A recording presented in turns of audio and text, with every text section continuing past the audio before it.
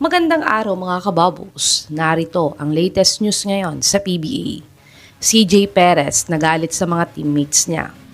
Coach Josh Reyes bagong head coach ng NLEX. At import ng Meralco Bolts na si Ismael Romero gustong makipag-ayos kay Nick Demusis.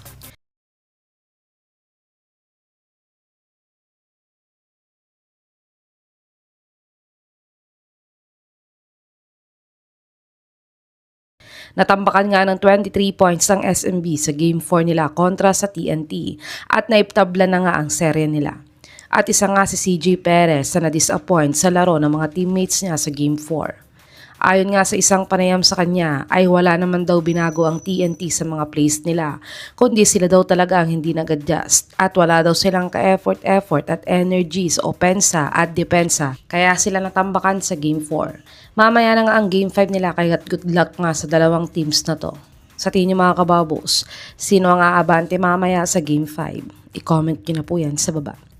Tumungo naman tayo sa balitang bagong head coach na daw si Coach Josh Reyes ng NLEX Road Warriors. Ang NLEX nga yung third team ng MVP Groups at sila ay ang pang-8 seed ngayong Philippine Cup.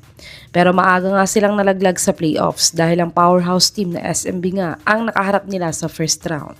Kaya't madami na ngang rumors na gusto na nilang palitan si Coach Jong Oichico bilang head coach nila. At currently nga, isang assistant coach nila ay hindi na nila na-extend ng kontrata na si Coach Shot Tang King Sen.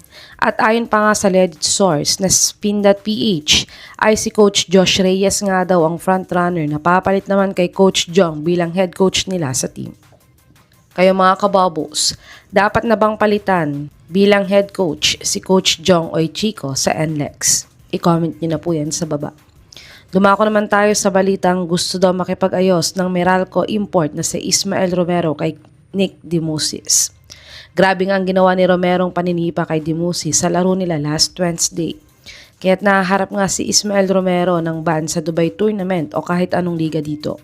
At ayon naman sa source na si Sir Snow Badua ay gusto na nga daw makipag-ayos ni Romero kay Demusis dahil baka masira ang basketball career niya. At baka wala na daw kumuha sa kanya bilang import sa international leagues. At baka pati ang pag-import niya sa Meralco ay mawala din sa ginawa niyang ito. At ayon naman kay Romero sa isang panayam sa kanya sa Dubai, ay humihingi nga daw siya ng tawad kay Nick Demusis dahil nadala lang daw siya ng init ng laro. Kaya niya nagawa ang paninipa kay Demusis at hindi niya na daw ito uulitin kahit kanino. Pangako niya, kaya sana daw ay patawarin na siya ni Demusis. Sa tingin mga kababos, dapat bang makipag-ayos si Nick Demusis kay Ismael Romero o dapat niyang ituloy ang kaso dito? I-comment niyo na po yan sa baba.